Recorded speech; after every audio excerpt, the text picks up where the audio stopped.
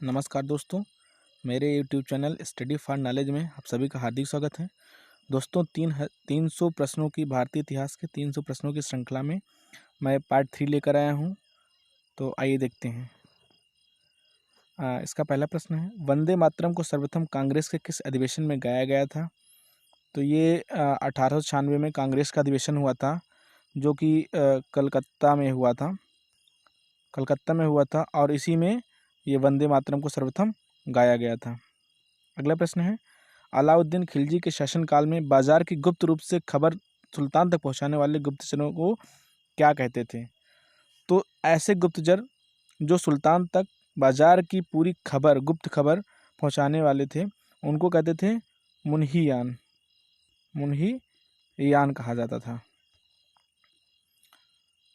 अगला प्रश्न है दोस्तों, पहली सदी की ईस्वी में जैन धर्म में 10 टीकाएं तैयार की गई थी। उन टीकाओं का नाम रखा गया था, तो उन टीकाओं का नाम था निर्युक्ति।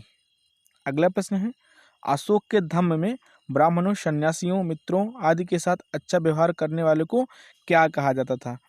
तो अशोक के समय में, अशोक के धम्म में ऐसे लोगों को संप्रतिपत्री कहा जाता था। अगला प्रश्न है, किस चोल युगीन प्रतिमा को चोल कला का सांस्कृतिक निचोड़ अथवा सार कहा जाता था? तो ये प्रतिमा थी नटराज की मूर्ति। नटराज की मूर्ति जो थी, जो एक नृत्य करती हुई मूर्ति थी, इसको चोल कला की एक सांस्कृतिक निचोड़ कहा जाता था। अगला प्रश्न है, मुगल काल में फूल पत्तियों के आकारों में तराश कर अलंकृत करने की कला का नाम क्या था? तो जो कलाकृति तराश कर, पत्थरों को तराश कर फूल पत्तियों से बनाई जाती थी, उस आकृति को पित्रदूरा कहा जाता था।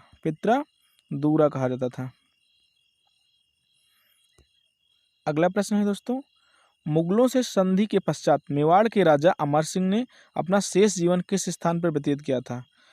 तो वो अपना शेष जीवन नौचौकी नामक स्थान पर व्यतीत किए थे। अगला प्रश्न है, किस गवर्नर के काल में भारत में प्रत्येक जिले में एक दीवानी तथा फौजदारी न्यायालय की स्थापना की गई थी? तो भारत में एक दीवानी और एक फौजदारी न्यायालय की स्थापना की गई थी वारेन हेस्टिंग जी के शासनकाल में। अगला प्रश्न है, वर्ष 1937 के आम चुनाव में कांग्रेस ने कितने प्रांतों में पूर्ण बहुमत प्राप्त किया था? तो 1937 में जो आम चुनाव हुए थे, उसमें कांग्रेस ने पाँच प्रांतों में पूर्ण बहुमत प्राप्त किया था। अगला प्रश्न है, उदयगिरी के गुहा मंदिर का निर्माण किसने करवाया था? तो उदयगिरी के गुहा मंदिर का निर्माण वीरसेन ने करवाया था। अगला प्रश्न है, मुगल काल का एक धार्मिक अधिकारी जिसका कार्य लोगों के जीवन को विनियमित करना था, उसको क्या कहा जाता था? तो मुगल काल में ऐसे अधिकारी जिसका कार्य लोगों के जीवन को विनियमित करना था, वो था मुहत्सिब। इसको वहाँ पे मुहत्सिब कहा जाता था। अगला प्रश्न है, बंगाल में 1827 से 30 में हुए तरीका-ए-मुहम्मदिया आंदोलन का नेता कौन था? बंगाल में तरीका-ए-मुहम्मदिया आंदोलन जो कि 1827 से 1830 के मध्य हुआ था, इसके आंदोलन के नेता थे टीटू मीर। इनका नाम था टीटू मीर। अगला प्रश्न है, ब्रेक डाउन प्लान किसकी देन है? तो break down plan Lord Wavell की देन है। अगला प्रश्न है, किसको मध्यकालीन यात्रियों का राजकुमार कहा जाता था? तो मध्यकालीन यात्रियों का राजकुमार मार्को पोलो को कहा जाता था। अगला प्रश्न है, हरबिलास और काव्य मीमांसा जैसे प्रसिद्ध जैन ग्रंथों के रचनाकार कौन हैं? तो हरबिलास और काव्य मीमांसा जैसे प्रसिद्ध ग्रंथों के रचनाकार हैं राजशेखर। इनके रचनाकार हैं राजशेखर। अगला प्रश्न है, रैयतवारी भूमि प्रणाली राजस्व प्रणाली का संस्थापक होने का श्रेय किसे दिया जाता था? तो रैयतवाड़ी भूमि राजस्व प्रणाली के संस्थापक राजा टोडरमल, जो अकबर के नवरत्नों में शामिल थे, उनको इस प्रणाली का स्थापना का श्रेय दिया जाता था। अगला प्रश्न है, किस चार्टर एक्ट से चीन के साथ ईस्ट इंडिया कंपनी का व्यापार का एकाधिकार समाप्त हुआ था? तो ईस्ट इंडिया कंपनी का चीन के साथ व्यापार का एकाधिकार समाप्त हुआ था चार्टर एक्ट 1813 ईस्वी का। अगला प्रश्न है, पाकिस्तान का नाम किसने गढ़ा था? तो पाकिस्तान का नाम चौधरी रहमत अली ने दिया था। इन्होंने ही इस नाम की परिकल्पना की थी। अगला प्रश्न है, परिसंघ बनाने का विचार सर्वप्रथम किसने प्रस्तावित किया था? तो परिसंघ बनाने का प्रस्ताव था वो सर्वप्रथम पंडित जवाहरलाल नेहरू की एक नेहरू रिपोर्ट 1928 में इसमें प्रस्तावित किया गया था। अगला प्रश्न है, चालुक्य राजा पुलकेशिन द्वितीय ने हर्ष को किस नदी के तट पर हराया था? तो हर्ष को चालुक्य के राजा पुलकेशिन द्वितीय ने नर्मदा नदी के तट पर हराया था। अगला प्रश्न है, बौद्ध धर्म की चौथी संगीत सभा कहाँ आयोजित हुई थी? तो बौद्ध धर्म की चौथी संगीत सभा वो कुंडलवन में आयोजित हुई थी।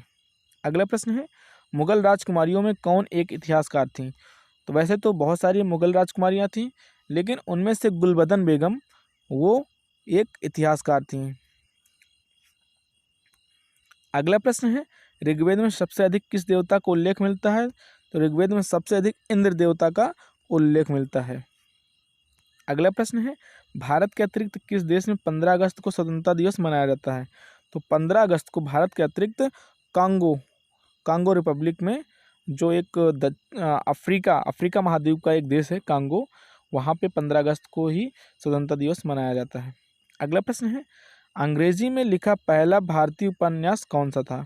तो अंग्रेजी में लिखा गया पहला भारतीय उपन्यास है राजमोहन्स वाइफ। इसका नाम है राजमोहन्स वाइफ। अगला प्रश्न है, भारत में पहली छपाई प्रेस कहाँ स्थापित हुई थी? तो भारत में पहली छपाई प्रेस गोवा में स्थापित हुई थी। अगला प्रश्न है, अंतिम मुगल बादशाहों में कौन रंगीला नाम से प्रसिद्ध था? कौन रंगीला नाम से? तो रंगीला नाम से मोहम्मद शाह प्रसिद्ध थे। अगला प्रश्न है, लाल बाल और पाल में कौन भारतीय राष्ट्रीय कांग्रेस का अध्यक्ष हुआ? तो लाल बाल पाल, इनमें लाला लाजपत राय भारतीय राष्ट्रीय कांग्रेस के अध्यक्ष हुए थे। और 1928 में ब्रिटिश के सिपाहियों द्वारा ये लाठी से मारकर इनकी हत्या कर दी गई थी, क्योंकि ये रोलेट एक्ट का विरोध कर रहे थे। ये साइमन कमीशन का विरोध कर रहे थे, और साइमन कमीशन के विरोध प्रदर्शन के दौरान 1928 में इन पर लाठियों का प्रहार हुआ, जिसमें से बुरी तरह घायल हो गए। अंततः इनकी मृत्यु हो गई थी। अगला प्रश्न है, पत्रकार के कर्तव्यों का निर्वहन करते हुए जेल जाने वाले प्रथम भारतीय कौन थे? तो पत्रकार का निर्वहन करते हुए जेल जाने वाले पहले भारतीय थे बाल गंगाधर तिलक। अगला प्रश्न, और इस सीरीज का, इस पार्ट का सबसे अंतिम प्रश्न है, ये है, मुस्लिम लीग का प्रथम अध्यक्ष कौन था? दोस्तों, जैसा कि मैं पहले बता चुका हूँ कि मुस्लिम लीग की स्थापना 1907 ईस्वी में ढाका में हुई थी। कहाँ पे? ढाका में, जो कि बांग्लादेश में है। बांग्लादेश की राजधानी ढाका में हुई थी। और जो इसके पहले अध्यक्ष थे आगा खान थे। तो धन्यवाद दोस्तों, और मेरे इस चैनल को देखने के लिए। दोस्तों, अगर आपको वीडियो अच्छा लगा हो तो प्लीज़ सब्सक्राइब कर लीजिए मेरा चैनल, और वीडियो को लाइक कर दीजिए। ऐसे ही मैं आपको कुल मिलाकर 10 सीरीज दूंगा, 10 पार्ट दूंगा। तो दोस्तों, ये जो मैंने प्रश्न दिए हैं, ये कहीं ना कहीं एग्ज़ाम में आए हुए हैं। ये बहुत ही इम्पॉर्टेंट प्रश्न हैं। इनको नोट कर लीजिए और बार बार इनका रिवीजन कर लीजिए, ताकि ये आपके हर एग्ज़ाम में जो भी कभी इनसे क्वेश्चन आ जाए, आपके प्रश्न पूरी तरह से हो जाएं। धन्यवाद दोस्तों।